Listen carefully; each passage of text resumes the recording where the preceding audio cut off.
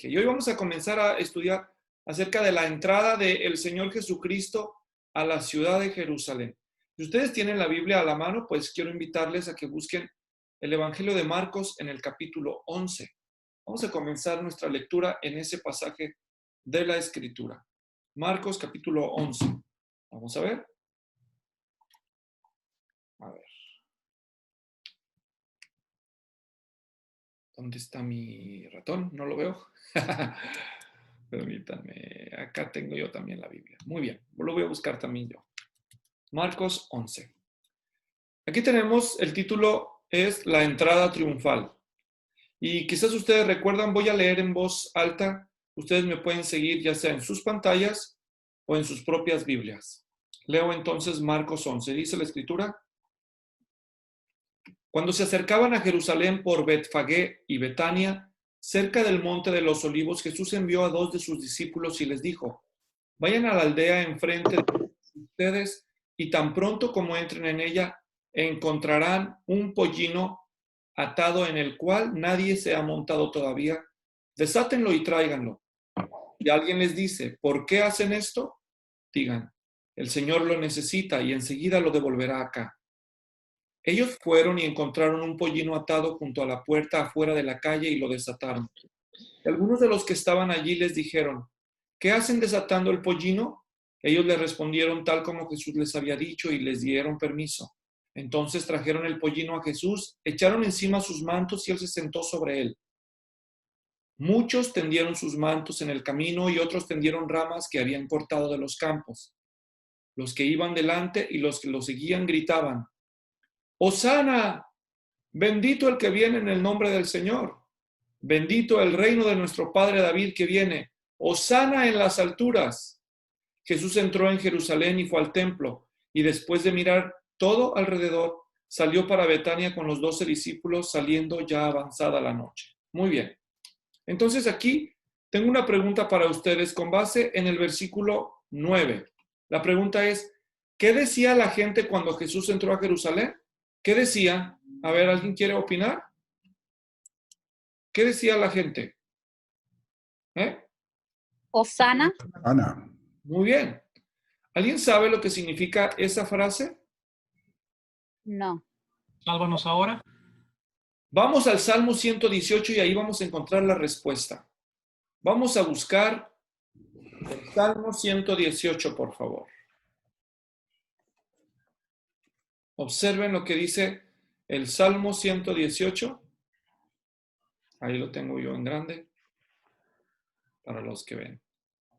Dice Salmo 118, versículo 25. ¿Quién nos hace el favor de leer? Oh Jehová, sálvanos ahora, te ruego, oh Jehová, que nos hagas prosperar ahora. Gracias. Eso significa Hosana. Sálvanos, Dios. Sálvanos. Entonces, ellos lo que estaban pidiéndole a Jesús al gritarle con unas palabras de bienvenida, Hosana, es simplemente salvación. Eso es lo que él estaba solicitando. ¿Estamos claros? ¿Sí? Ahora, esta era una petición no solo de salvación, pero era una petición de salvación mesiánica. Muy bien, entonces, ahora que estamos estudiando esta lección, la lección 19, y estamos hablando acerca de la entrada triunfal, vemos cómo el Señor Jesucristo fue recibido por la multitud con una aclamación que incluía la frase Hosana. Y este era un término que usaban los judíos para pedirle a Dios que los salvara, pero tenía una connotación mesiánica. Era una implicación de esperar que Dios los salvaría a través del Mesías. Entonces, esta aclamación era un reconocimiento de Jesús como Mesías, Salvador. ¿Está claro? Qué bonito recibimiento, ¿no les parece? Entonces, ¿qué es lo que ellos querían?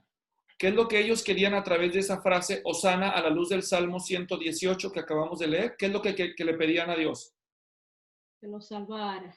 Muy bien, gracias. Salvación, ¿verdad?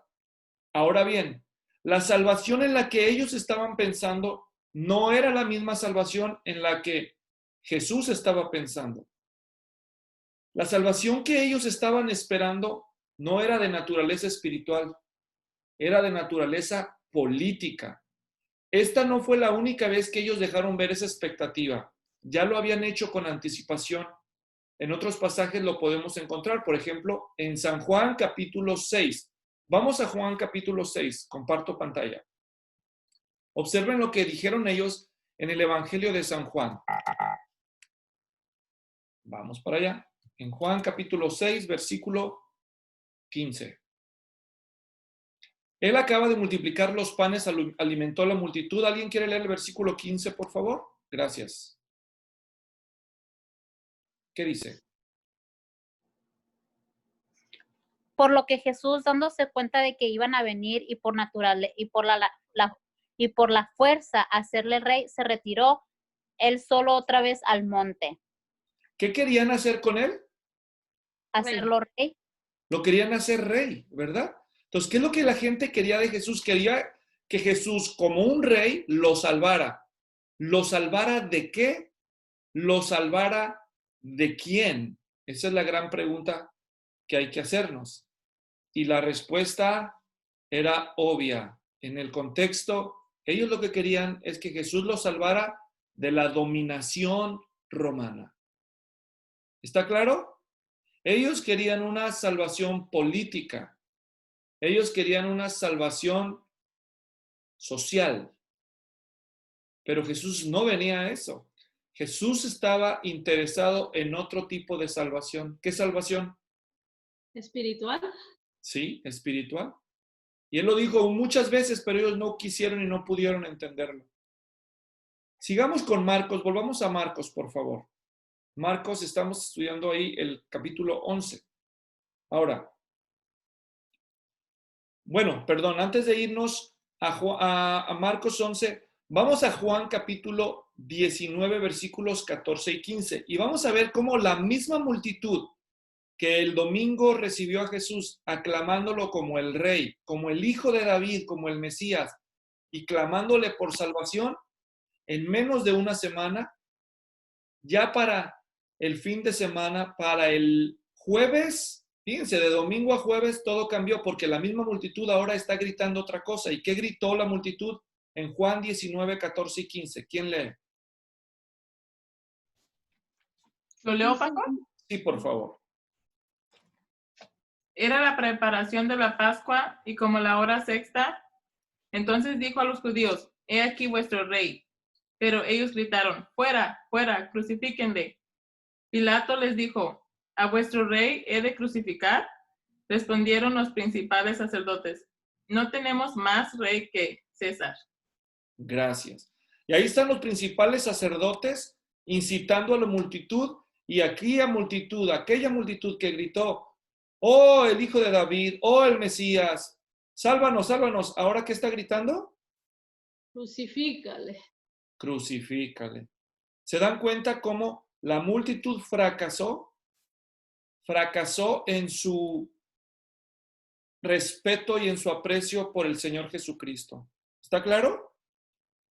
Ahora, el último versículo que leímos de Marcos 11, que es el versículo 10, nos dice que Jesús se retiró a Betania al final de ese día. ¿Por qué lo hizo? Bueno, porque obviamente Jesús estaba cansado. Imagínense caminar 30 kilómetros. ¿Alguna vez lo intentaron? Bueno, no está fácil caminar tanto, ¿verdad? Entonces, 30 kilómetros caminó ese día el Señor. Estaba cansado, así que se retiró. En Betania estaban sus amigos Lázaro, Marta y María, que eran sus anfitriones cuando él iba a la región de Judea. Y ahí se quedó a pasar la noche. ¿Está claro? Ok, entonces, después de eso, ¿qué sucedió? Vámonos a Marcos una vez más, capítulo 14 ahora, por favor. Marcos, capítulo 14, versículos 1 y 2. Y voy a compartir mi pantalla con ustedes para volver a leer el texto. Veamos allí. ¿Quién lee versículo 1 y 2, por favor? Dice, faltaban 2 días para la Pascua y para la fiesta de los panes sin levadura, y los principales sacerdotes y los escribas buscaban cómo prenderle con engaño y matarle, porque decían, no durante la fiesta, no sea que haya un tumulto del pueblo. Gracias. Observen aquí algo muy interesante y a la vez muy triste. Aquí se empieza a hacer una trama en contra del Señor, ¿cierto? ¿Qué tramaron? ¿Qué tramaron? Su aprehensión, Muy bien. ¿Pero cogerle. qué dice el texto? ¿Solamente su aprehensión? ¿Qué dice el No, versículo? Prenderle y La matarle. intención era Matarlo. matarlo. Eso es lo que querían, matarlo. Ahora bien, ¿quiénes eran los que querían matarlo? Los judíos. ¿Qué dice el texto? Principales sacerdotes, Principales los sacerdotes y los Ok. escribas. ¿A qué se supone que se dedican los sacerdotes? ¿A quién les sirven? Dios. ¿Verdad? ¿Y los escribas qué eran? ¿Escribas de cartas o secretarios? ¿De qué tipo de escribas estamos hablando? que copiaban la Biblia. Los expertos. Copistas de las escrituras, llamados también doctores de la ley, es decir, expertos de las palabras de Dios. Aquí tenemos a los más sagrados del pueblo tramando ¿qué, perdón? La muerte de Jesús. Tramando la muerte del Señor. Miren, eso es muy importante. Estuvo muy mal que ellos no creyeran en el Señor Jesucristo, muy mal. ¿Estamos de acuerdo? Digo, con las evidencias y las credenciales que les mostró, ¿qué más querían? Pero bueno, no quisieron creer en Él, pero no se conformaron con no creer en Él. Aunque no hubieran creído en Él, por la posición que ellos ostentaban, se supone que ellos deberían de ser personas en pro de lo justo y de lo correcto. ¿Estamos de acuerdo? ¿Y qué están haciendo aquí? Tramando matar a un inocente, ¿sí o no? Qué tristeza, ¿no? Qué tristeza. Hoy hablaba con unas personas que ya conocen de la palabra de Dios y yo les preguntaba por qué no se congregan y me decían, porque hemos sido desilusionados de los líderes espirituales que hemos conocido en las iglesias que hemos estado. ¿Saben que eso es algo muy triste?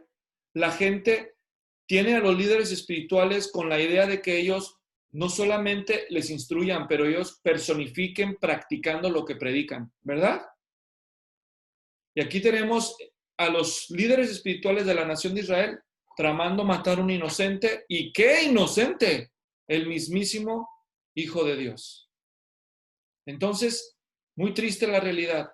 Entonces tramaron matarlo. Vamos a seguir viendo los apuntes. Más bien, ¿cuándo tramaron hacerlo? ¿Cuándo iba a ser, según el texto que leímos?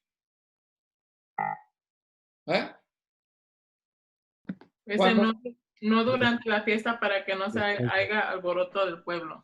¿En cuáles días? ¿En los días de qué fiesta, según el versículo 1? ¿La Pascua? ¿Qué era la fiesta de la Pascua? ¿Alguien recuerda? Conmemoraban la salida de Egipto, la liberación de Egipto, del pueblo judío. ¿Y qué se hacía para conmemorar eso? A ver, recuerda. Se comía un cabrito asado por familia. Ok. Y los panes eran sin levadura. ¿Era un cabrito? No, un cordero. Ah, okay. No es lo mismo, ¿verdad? Así. Ok, no es lo mismo. Un Era cordero. un cordero, ¿verdad? Era un cordero. Ahora, fíjense, no hay nada de coincidencia en eso. Es completamente intencional. Cuando Jesús empezó su ministerio, ¿se acuerdan Juan Bautista cómo lo llamó? He aquí el Cordero que quita el pecado del mundo. Ahora es la fiesta de la Pascua, donde ha de ser sacrificado un Cordero para la salvación de los israelitas. ¿Se acuerdan? Para su liberación, para su redención de la esclavitud. No hay nada de accidental. Todo es intencional en el propósito de Dios. El Cordero ya está listo para la redención del pueblo. ¿Pueden verlo? Por desgracia, estos malvados tramaron de manera pues maligna la destrucción del Hijo de Dios, pero Dios tenía su propio plan. Quiero que vayamos al libro de los Hechos, capítulo 2, por favor. Busquen en sus Biblias Hechos, capítulo 2, yo también lo voy a buscar. Hechos 2. Aquí Pedro, en Hechos capítulo 2, dice el versículo 14, que él da su primer discurso. Él se para y predica. Y quiero que observen ustedes lo que Pedro dijo por acá en el versículo, ahorita les voy a mostrar, en el versículo, ¿dónde está?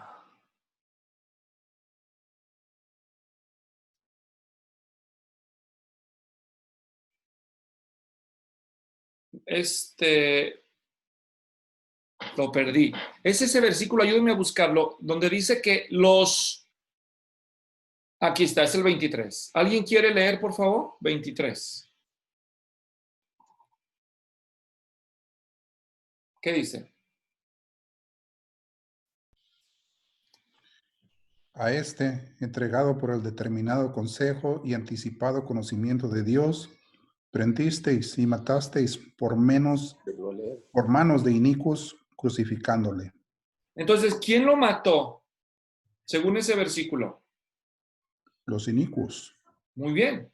Los impíos, ¿verdad? Lo mataron, pero no sin el permiso, ni tampoco sin el conocimiento, ni el plan previo de quién.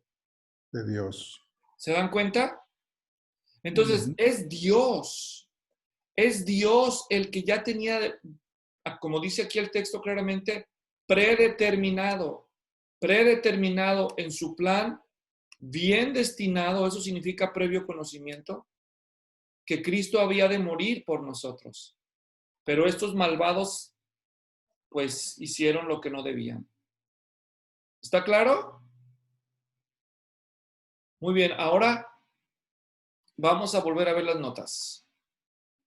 Entonces, siguiente lámina, vamos a ver.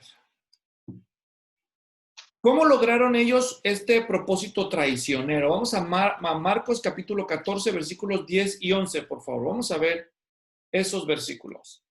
Marcos 14, 10 y 11.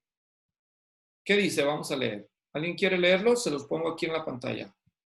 O si no, léanlo de su propia Biblia, como gusten.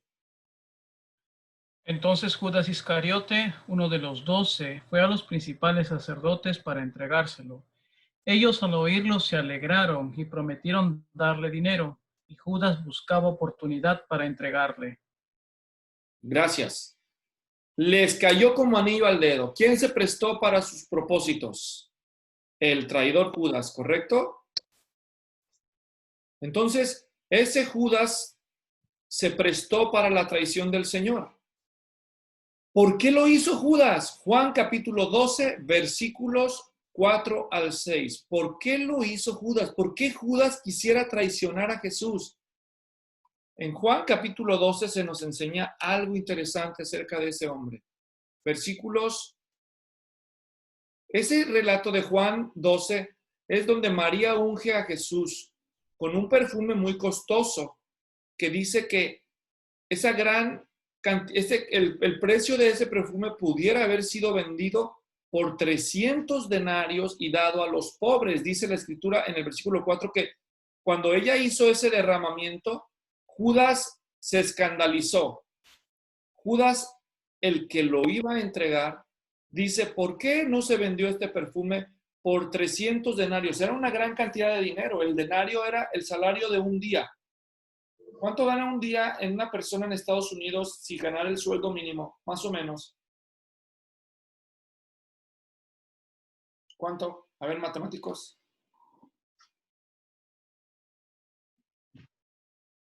¿Cuánto está la hora el sueldo mínimo? ¿Unos $11?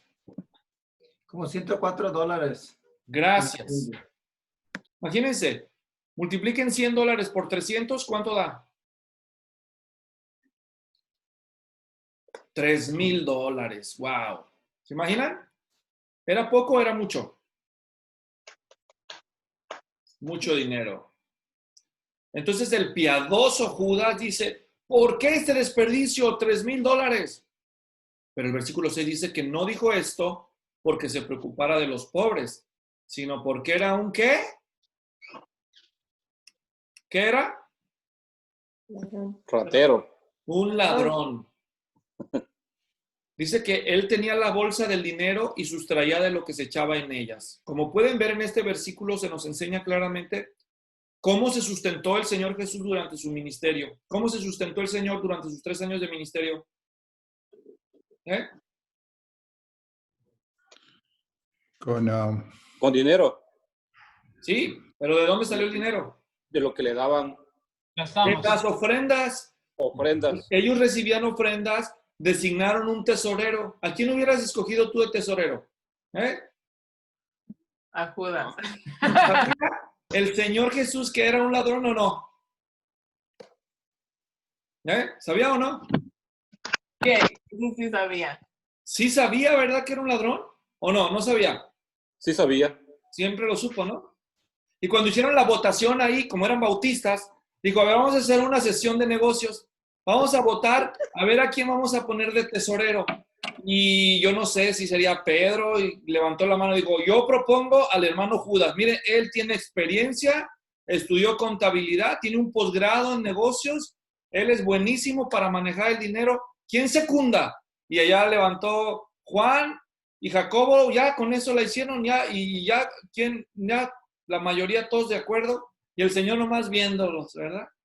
Obviamente no fue así, yo estoy especulando, estoy inventando un cuento, ¿ok? No van a después decir hereje, eso no está en la Biblia. Yo nada más estoy diciendo que el Señor ya sabía que era un ladrón, y el Señor no les impidió que él fuera el ladrón, ¿verdad que no? ¿Qué nos enseña eso? ¿Le preocupaba mucho el dinero al Señor Jesús?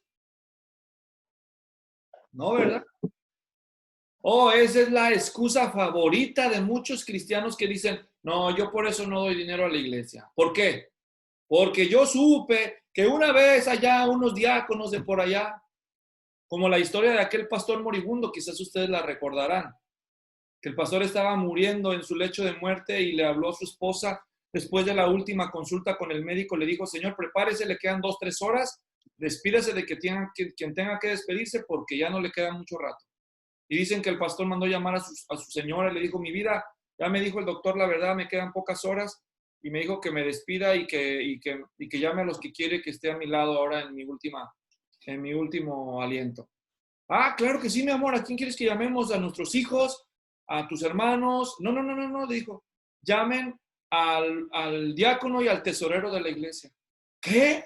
¿A ellos? A ellos. ¿No quieres a tus hijos? No, a ellos. Pues ahí fueron a traer de emergencia al tesorero y al diácono principal, al jefe de los diáconos. Y ya que estaba ya acostado en su lecho de muerte, ellos oyeron que el pastor los escogió, ¿no? Y ahí tomado de las manos con ellos. Y dijeron, uy, hasta que no aguantaron, ellos dijeron, pastor, discúlpenos, pero ¿a qué debemos tan grande honor? ¿Por qué nosotros, no sus hijos, sus hermanos? Y dice, es que yo ya sé que me voy a morir y yo quiero morir como mi maestro, en medio de 2 ladrones. Así dice, ¿verdad? Entonces, pues es un chiste malo, ¿verdad? Seguro que a los diáconos no les va a gustar, ni a los tesoreros. Gracias a Dios en nuestra iglesia no es el caso. Ahí sí tenemos gente honesta. Pero escúchenme bien lo que digo. El Señor Jesús no le preocupó que Judas sacara de las ofrendas. Estuvo mal lo que hizo Judas. Hay de aquel ladrón que meta mano en el dinero del Señor. ¿Entienden? Pero eso no debe ser una excusa para que nosotros no sirvamos al Señor y no seamos generosos con la causa del Señor. ¿Está claro? Como la gente usa el dinero, ese es problema que ellos van a dar cuentas al Señor. Bueno, ese es solamente un paréntesis ahí. Para los que agarran esos testimonios de excusa para no contribuir. Porque los hay. ¿Me entienden? Bueno. Entonces, ¿por qué traicionó Judas al Señor? Es la pregunta que estamos contestando. ¿Por qué? ¿Qué era?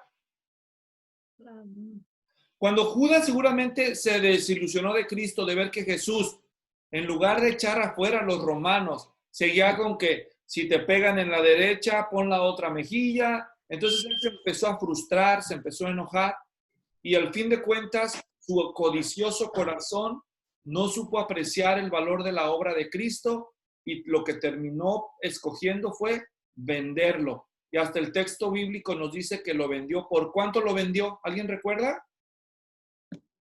30 monedas. 30 monedas de plata. ¿Saben qué es lo que costaba 30 monedas de plata en los tiempos de los judíos? ¿Por qué 30 y no 20 ni 40? ¿Porque alguien sabe? Era el precio de un esclavo.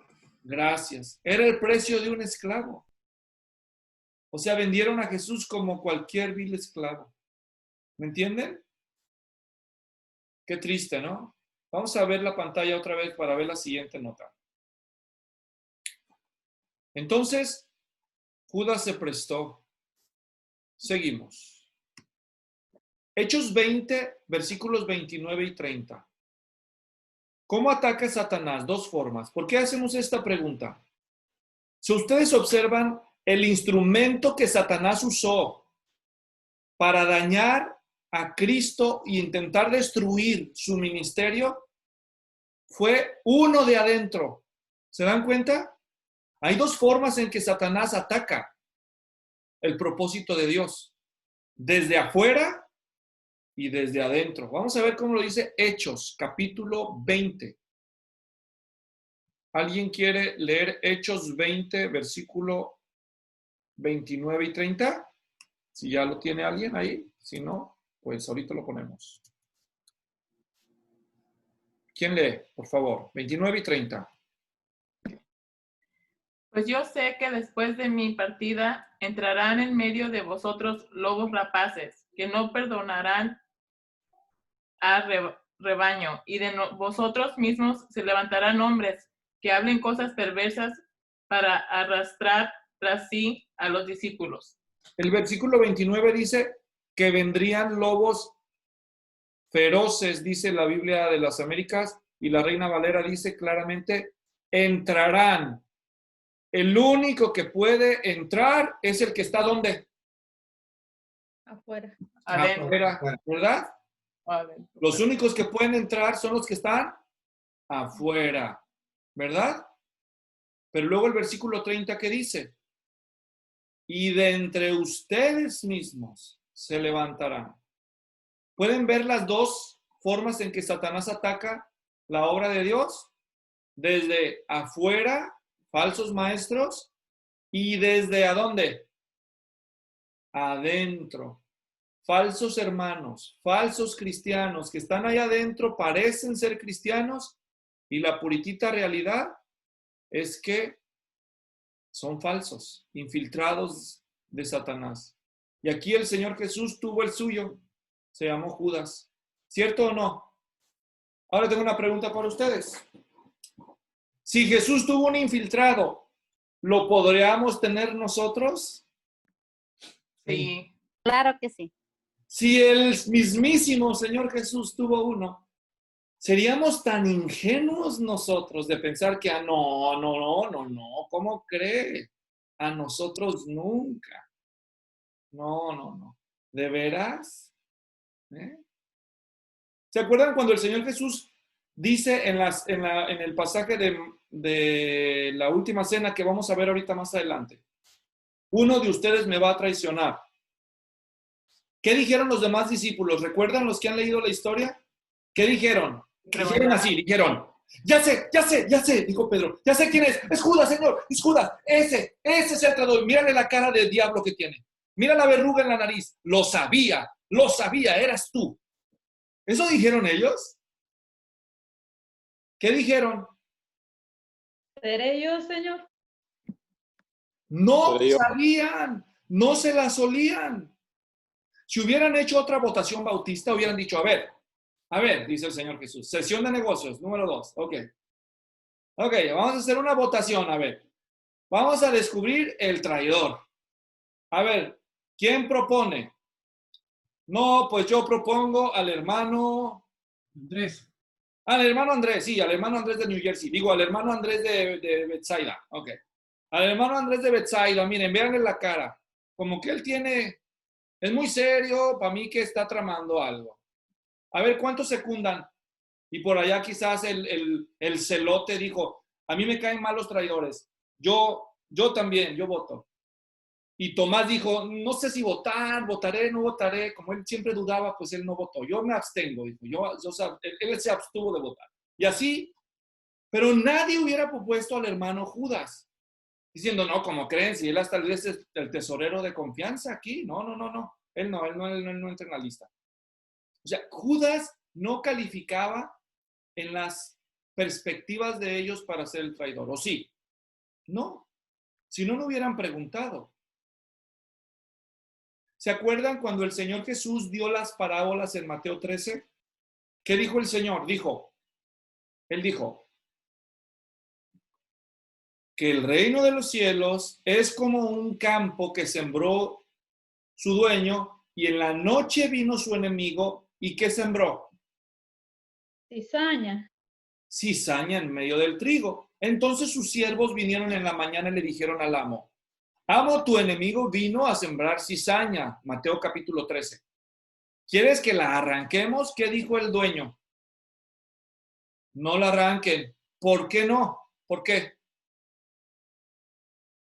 Porque podían cortar el trigo también. Porque ustedes no van a poder distinguirla. Es tan parecido el trigo y la cizaña que plantó ese que ustedes se pueden equivocar.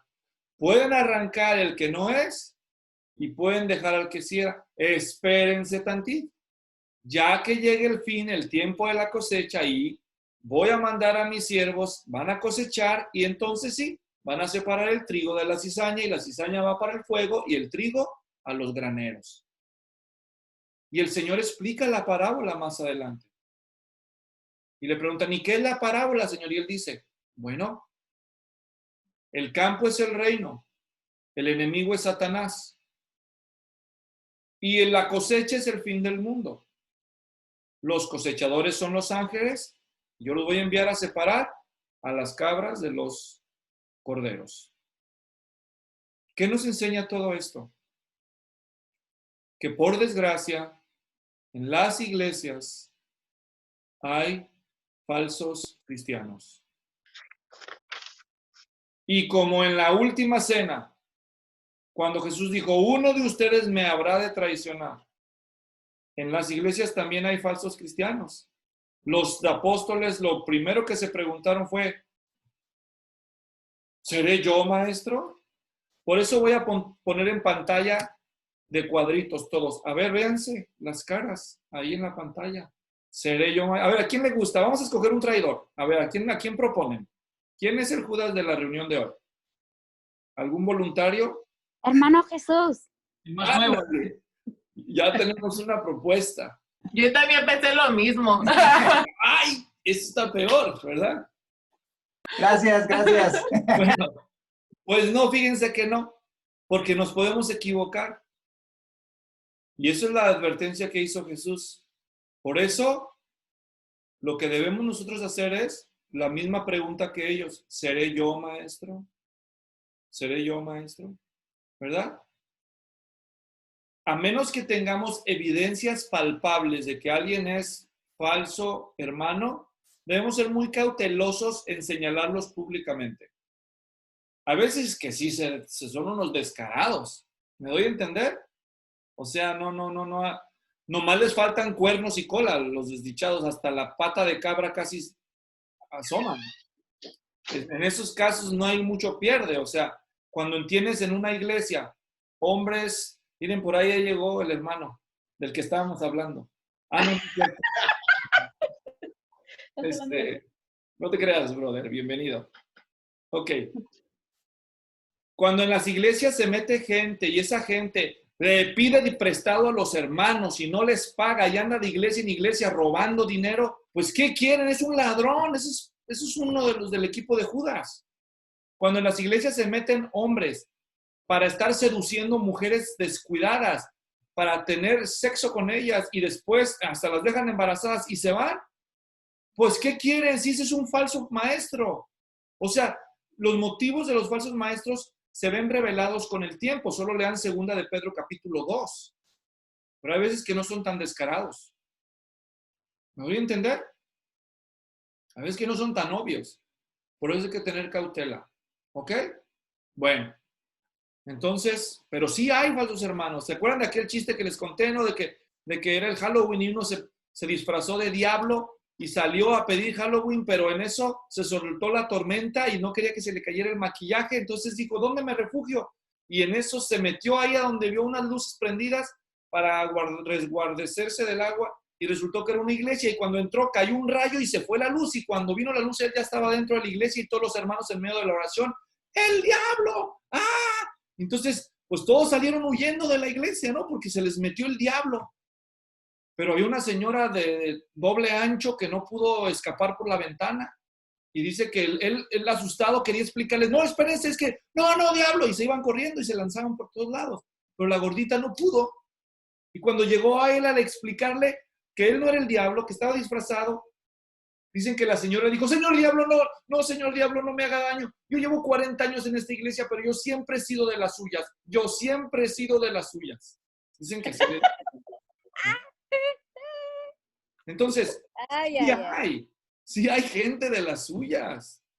¿Saben? A veces se nota cuando hay problemas en las iglesias, luego ves que hay gente así bien cizañosa, bien destructiva.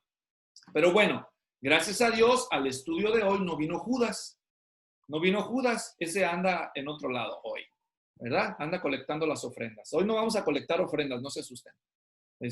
Entonces, bueno, seguimos viendo las notas. Vamos a continuar con nuestro pasaje. Entonces, Satanás ataca en dos frentes, por fuera y por dentro, con los falsos maestros y los falsos hermanos. En Mateo 27, 3 al 5 se nos dice cuál fue el fin de Judas, ¿se acuerdan? ¿Y cuál fue el fin de Judas? ¿Quién se acuerda? ¿Cómo murió? Se ahorcó. ¿Se ahorcó? Ese es el fin del traidor, ¿verdad?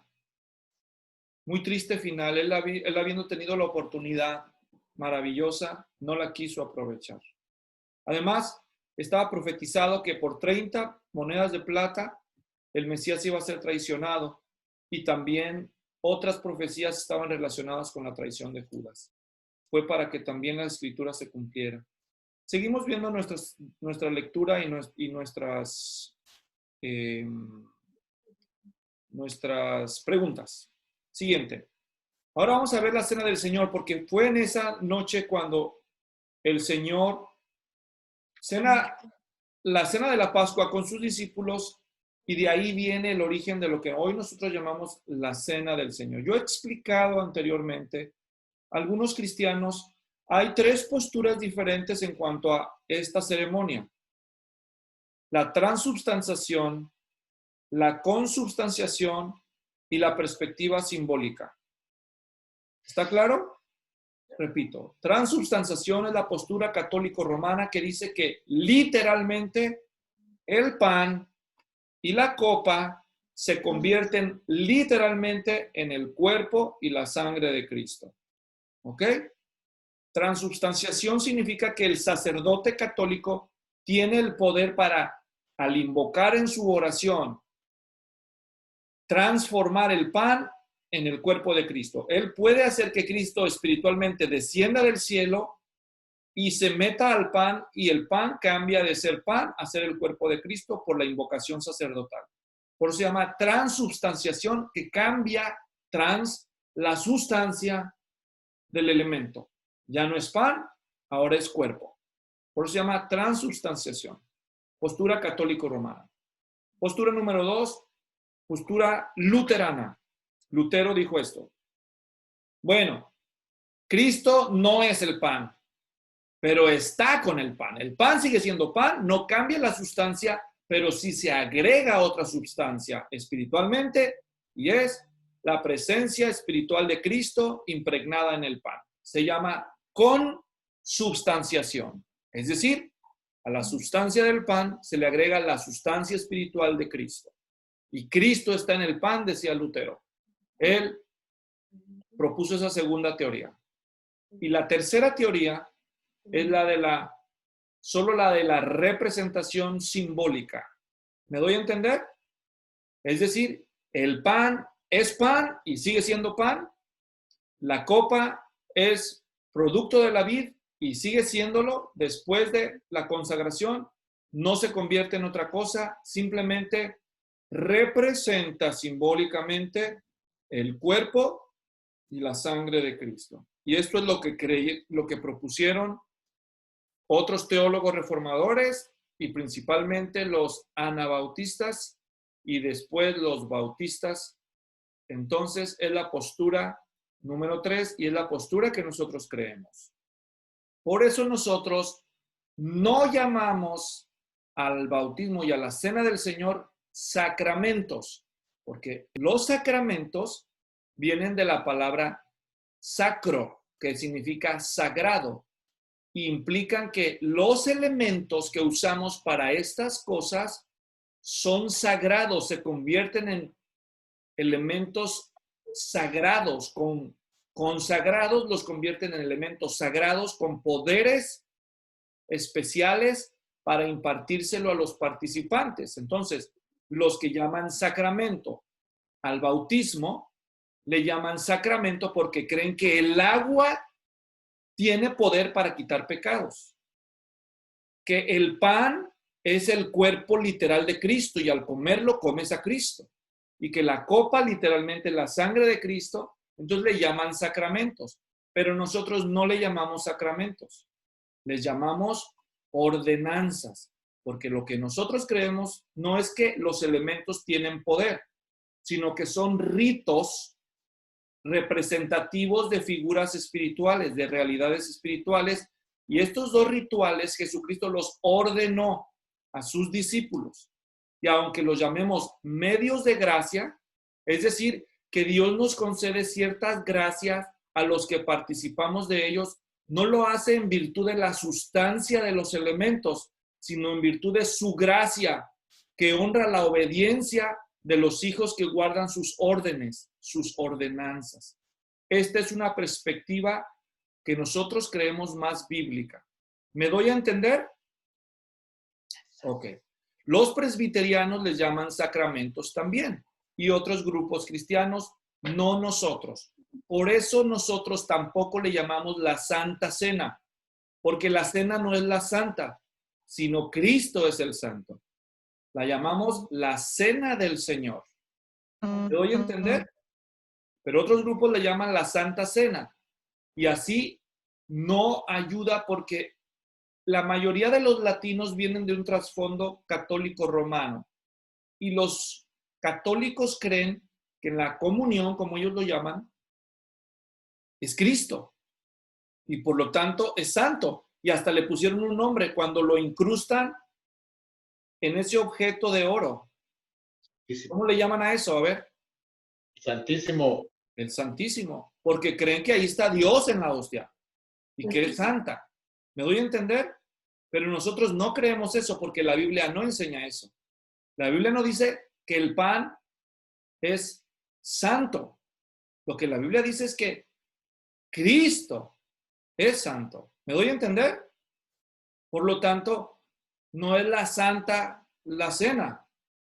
Es Cristo el santo y celebramos la cena de Él, la cena del Señor. ¿Me doy a entender? Si en su iglesia tienen la costumbre de llamarle Santa Cena, bueno, pues esa es su costumbre, pero no es la nuestra. Por eso nosotros en nuestra iglesia no le llamamos Santa Cena. ¿Cómo le llamamos? La Cena del Señor.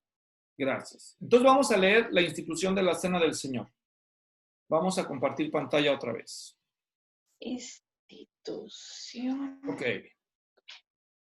En Marcos 14, versículo 24, en medio de ese pasaje que se nos habla cómo Cristo instituye la Cena del Señor, Él dice algo muy interesante en ese versículo. Vamos a leer el versículo de Marcos 14, 24. Observen lo que dice ahí. El Señor dice aquí, ¿institución de qué? ¿Qué dice aquí la Biblia de las Américas? La Cena del Señor. A ver, vamos a ver cómo traduce Reina Valera. ¿Cómo titula, mejor dicho? ¿Cómo titula? Reina Valera también pone institución de qué? De la de la cena cena del del Señor. Señor. Si hubiera sido, no voy a decir ya bautista, para que no se sientan aludidos. No tengo nada contra los bautistas, son mis cuates, ¿ok? Son mis cuates. Yo los quiero mucho. Muy bien. A lo mejor ellos no me quieren mucho a mí, pero bueno, yo puedo vivir con eso, no se preocupen. Ok, entonces, en la institución de la Cena del Señor, versículo 24, Cristo dice, esto es mi sangre. Sangre. Ok. ¿Qué quiso decir el Señor con esto de mi sangre? ¿A qué se refiere? 24. ¿Eh? Que es derramado por muchos. Mi sangre. ¿Alguna idea? ¿Qué representa esa frase mi sangre? ¿Su vida? Lo contrario, ¿Su muerte? Ok. su muerte. Su muerte. Cuando se derrama la sangre, ¿qué le pasa al individuo? Se muere. ¿Qué le hacían al cordero en la Pascua? Lo degollaban y su sangre era untada. ¿Se acuerdan? Y cuando el destructor pasaba, veía la sangre derramada que decía, aquí ya se murió, vámonos. Se pasaba por alto, por eso se llamaba la Pascua, porque pasaba por encima y se iba al siguiente. ¿Está claro? Entonces, la muerte del cordero, el derramamiento de su sangre, alude a su muerte. Mucha gente supersticiosa le atribuye poder a la sangre de Cristo de manera fetichista, supersticiosa. Me cubro con la sangre de Cristo. Vete, Satanás. Cuando eran católicos decían, cruz, cruz, que se vaya el diablo y que venga Jesús. Ok. O se ponían la agua bendita. Ahora, como ya son evangélicos o cristianos, ¿qué dicen? Me cubro con la sangre de Cristo. ¿Dónde está la sangre? A ver, no te veo muy cubierto con la sangre de Cristo.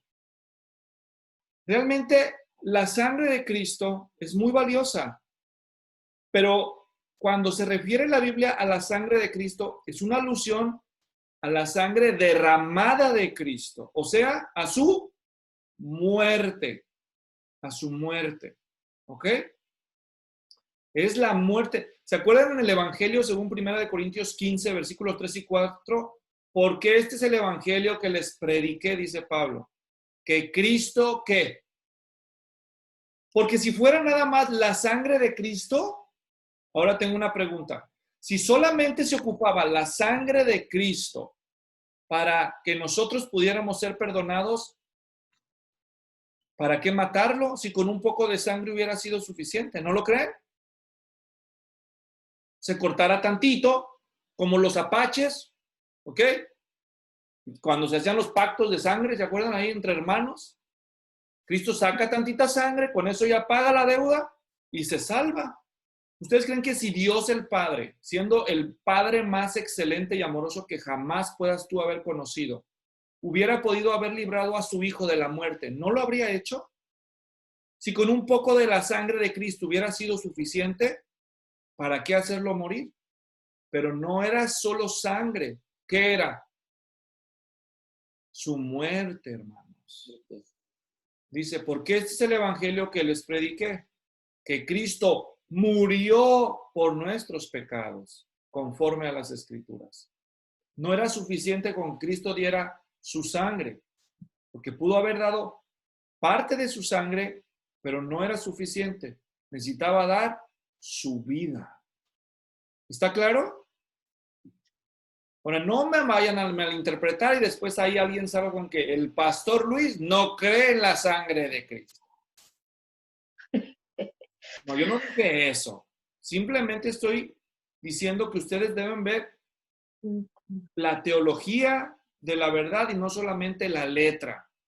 La letra dice eso, pero ¿qué significa? Es lo que debemos preguntarnos. ¿Me doy a entender? Porque si no, con una transfusión de sangre lo hubiéramos hecho. ¿O no?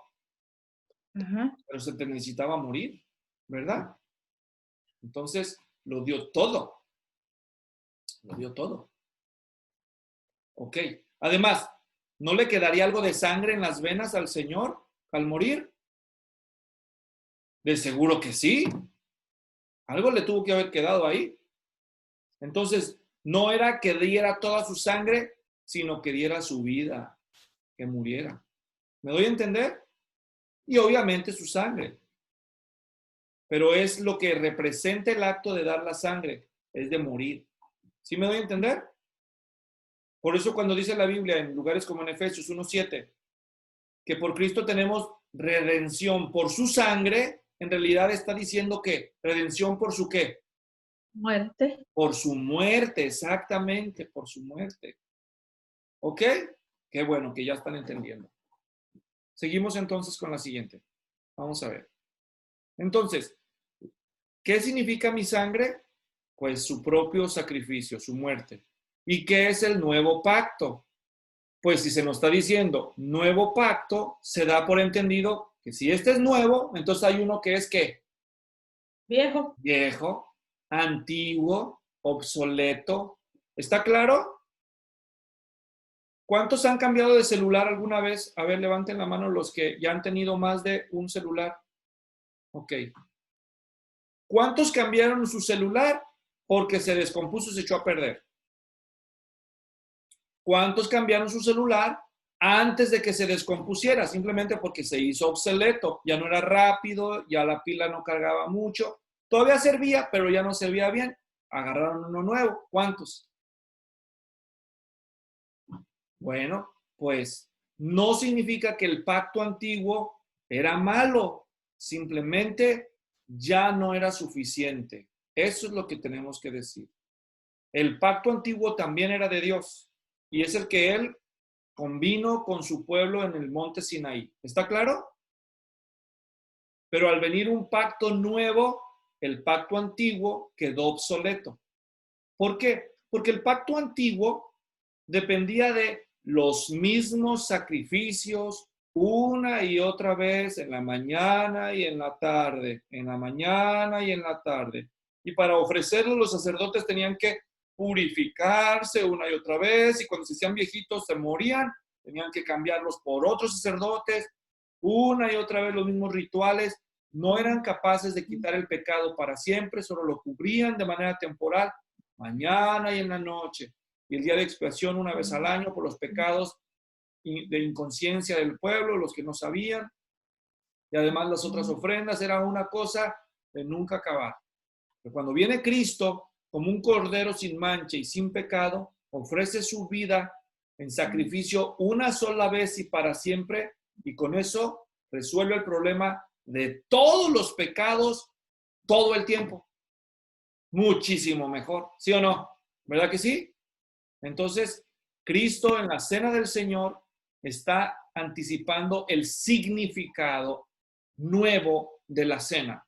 El significado antiguo de la cena era la conmemoración de la liberación del pueblo de Israel de la esclavitud en Egipto por mano fuerte. Ahora la cena va a cobrar un nuevo significado. Y es que Cristo dio su cuerpo para ser maltratado y su vida como un sacrificio para la redención, no solo de la nación de Israel, sino de gente de todas las naciones. Y no solamente para cubrir sus pecados, sino para quitarlos. Y no solamente por el lapso de un año, o de un día, o de una temporada, sino de una vez y para siempre. Y no solamente una y otra vez para ser sustituido por un nuevo sacerdote, sino como un sacerdocio perfecto para siempre. ¿Está claro? Ese es el nuevo pacto que Cristo establece adelantándose a la muerte que va a experimentar al día siguiente por medio de esta conmemoración. Y también dijo el Señor que deberían de celebrar esa ceremonia en remembranza de su muerte sacrificial hasta que Él venga. También entonces la cena del Señor no solo nos recuerda la muerte de Cristo, sino su segunda venida, hasta que Él venga. ¿Está claro todo eso? Vemos entonces lo siguiente con respecto al tema de la cena.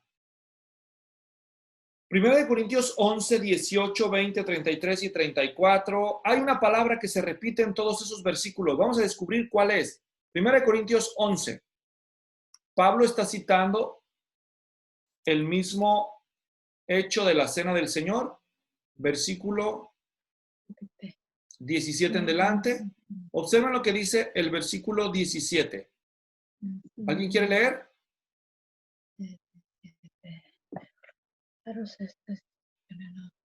Pero al darles estas instrucciones, no los alabo, porque no sé, ¿qué palabra subrayé? Congregar. No se congregan. ¿Qué es congregarse? Reunirse. Reunirse. Muy bien. Seguimos leyendo. Ahora el versículo 18. Estamos buscando cuál palabra se repite en todos estos versículos. Versículo 18. Pues en primer lugar, oigo que cuando se reúnen como iglesia, hay divisiones entre ustedes y en parte lo creo. 20. Por tanto, cuando se reúnen, esto ya no es comer la cena del Señor. ¿Qué es la palabra que se repite en el 18 y el 20? Reunirse. Reunirse. Gracias. Vámonos para abajo.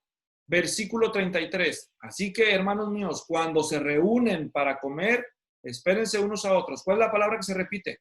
Reunirse. Reúna. 34. Si alguien tiene hambre, coma en su casa, para que no se, ¿qué? Reúnan para juicio. ¿Observan? Entonces, la pregunta que les hago es, ¿cuál es la palabra que se repite en todos estos versículos? ¿Cuál? Reunirse. Reunirse. ¿Qué significa esto? ¿Qué significa esto? Que la cena del Señor, para que cobre su significado, se tiene que hacer ¿cuándo? Cuando nos reunimos. Gracias, Lupita. ¿Cuándo estamos qué? Reunir. ¿Cuántas veces se menciona en el pasaje el concepto? 4. La palabra reunirse 4 y el concepto 5, porque la otra era congregarse, ¿no es cierto? Sí. Ahora ahí tienen su respuesta. Pastor Luis, ¿por qué nosotros no celebramos la Cena del Señor como lo hicieron muchas otras iglesias durante la cuarentena por computadora? Por una razón muy sencilla. Porque para que la cena se apegue al modelo bíblico, ¿qué hay que hacer? Reunirse. Gracias. Sí. La cena representa no solo un recordatorio de que Cristo murió y volverá, sino también de que nosotros somos su ¿qué? Su cuerpo. Celebrar la cena del Señor de manera individual o privada no es el modelo bíblico. Bueno, no tanto privado, sino aislada. El propósito de la cena del Señor es que nos ¿qué? Nos congreguemos. ¿Qué hicimos el domingo? Nos reunimos. ¿Y qué hicimos ahí, entre otras cosas? ¿Qué celebramos? La La cena. cena del Señor. Señor. ¿Se dan cuenta? Ahora se dan cuenta por qué esperamos hasta entonces. Y no era el primer domingo del mes. De hecho, los primeros cristianos, cada que se reunían, aprovechaban, celebraban la cena del Señor. ¿Entienden? Así que no sería nada de antibíblico celebrar la cena del Señor cada reunión de los cristianos. ¿Está claro?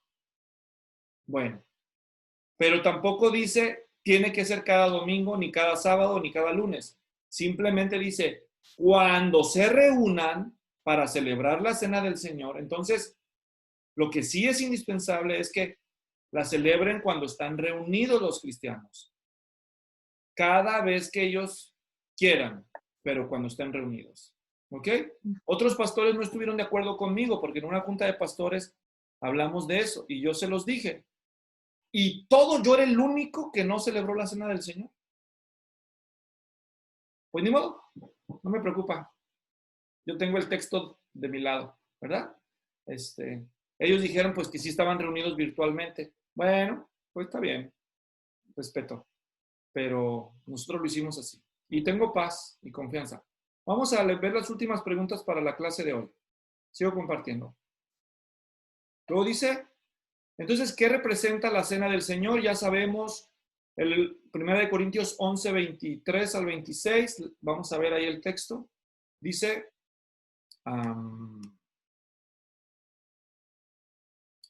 vamos a leer.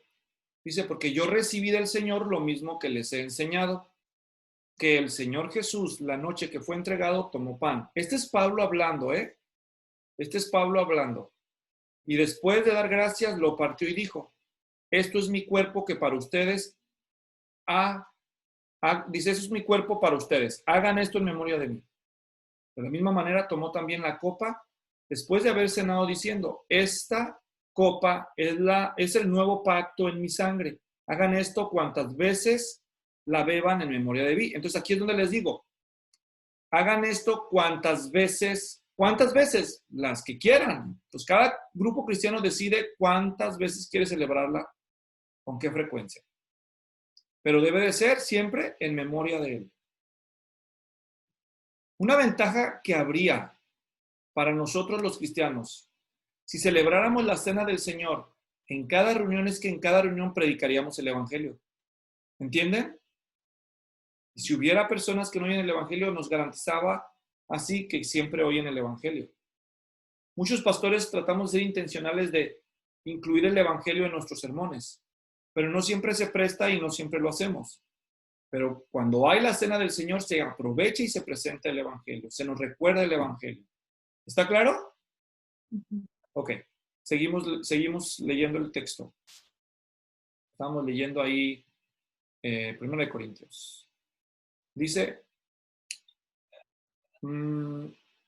porque todas las veces que coman este pan y beban esta copa, proclaman la muerte del Señor hasta que Él venga.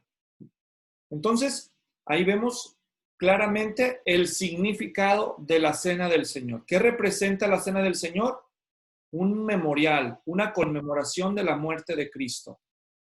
Ahora, en el versículo 27 al 30 se nos exhorta algo. ¿Qué se nos exhorta? ¿Qué se nos exhorta? A ser vigilantes. ¿Se acuerdan? Dice que el que coma el pan o beba de la copa del Señor indignamente será culpable del cuerpo y de la sangre del Señor. Por tanto, ¿qué se nos exhorta? Ahí dice claramente el texto. Examínese cada uno. ¿Cuándo? Antes, ¿verdad? Dice, examínese cada uno a sí mismo, entonces coma. Quiere decir que el examen viene ¿cuándo? Antes. ¿Está claro? Antes de participar de la cena del Señor, hay que hacer un autoexamen. ¿Autoexamen de qué? De conciencia, de eso. De ver nuestra actitud hacia Cristo y hacia el cuerpo de Cristo. ¿Qué es el cuerpo de Cristo?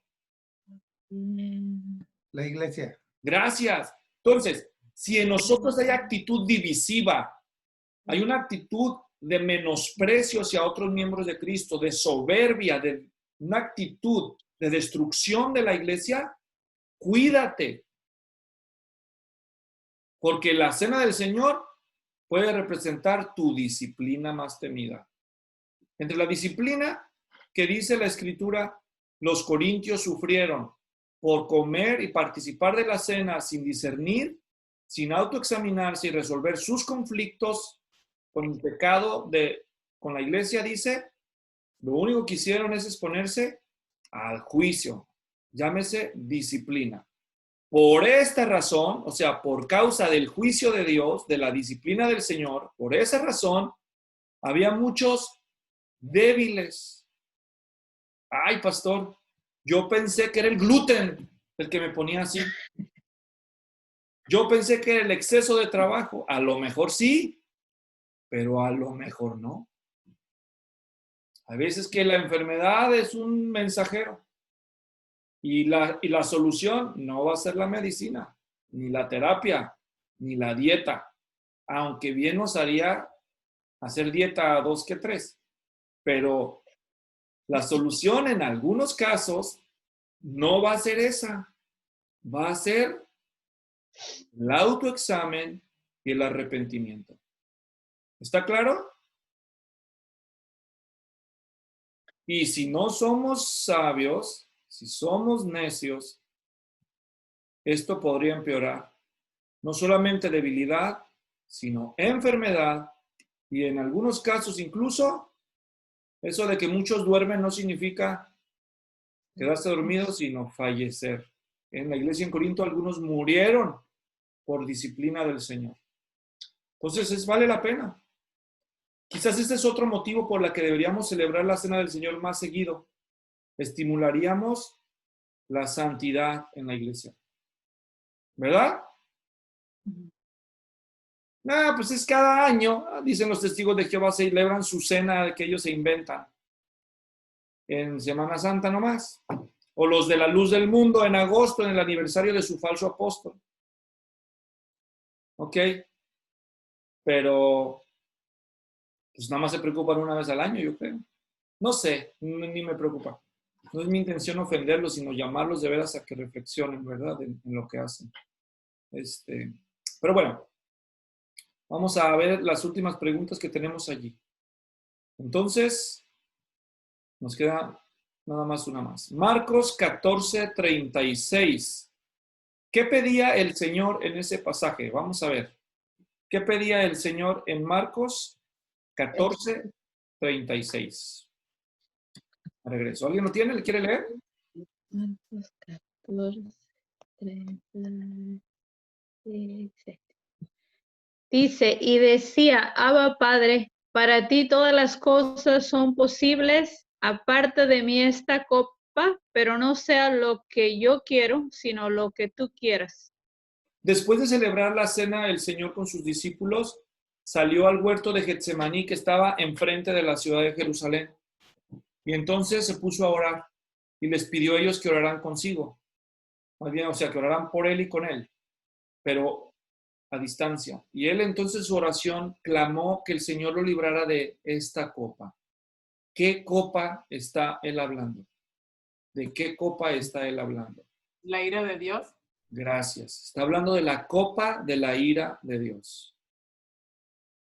La ira de Dios, la separación de Dios de Cristo por causa de nuestro pecado, es algo que Cristo nunca había experimentado. Y le intimidaba a él la idea de estar separado de su Padre, algo nunca antes experimentado por él en la eternidad. Y esto era algo realmente abrumador para el Señor. Veamos por qué decimos que es la ira de Dios. En pasajes como Primera de Juan encontramos lo siguiente. Primero vamos a 2 Corintios 5:21. Vamos a 2 de Corintios. 2 de Corintios 5. El último versículo del capítulo. Ahí nos dice, ¿alguien quiere leer, por favor? Ahí está en la pantalla. ¿Qué dice? Al que no conoció pecado, por nosotros lo hizo pecado, para que nosotros fuésemos hechos justicia de Dios en él. Gracias. Muy bien. Entonces, el que no conoció pecado, ¿quién fue? Cristo. Por nosotros, Dios, ¿qué lo hizo? Pecado. Entonces, esa es la copa, ¿verdad? Que Cristo se está constituyendo en el pecado de todos nosotros, para que nosotros pudiéramos recibir y constituirnos en la justicia de Cristo ante Dios. En Primera de Juan, capítulo 2, versículo 2, leemos. Vamos para allá. Primera de Juan 2:2. Primera de Juan 2. Hablando de Cristo, dice, Él mismo es la propiciación. Propiciación por nuestros pecados. Y no solo por los nuestros, sino también por los del mundo entero. ¿Qué es propiciación? Algunos ya saben porque se los he explicado. Apaciguar o satisfacer. Gracias.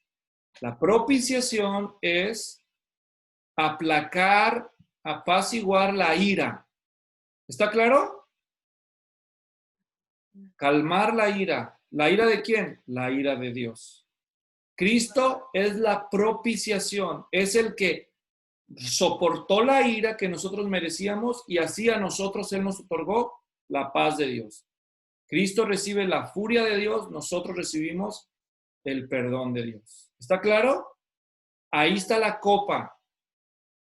En la próxima lección vamos a continuar con la última parte de la lección 19, donde vamos a ver qué fue el arresto y el proceso que le hicieron al Señor Jesucristo. Y la última lección de esta serie va a hablarnos de la muerte y de la resurrección. Pero por cuestión de tiempo nos vamos a detener aquí en este estudio.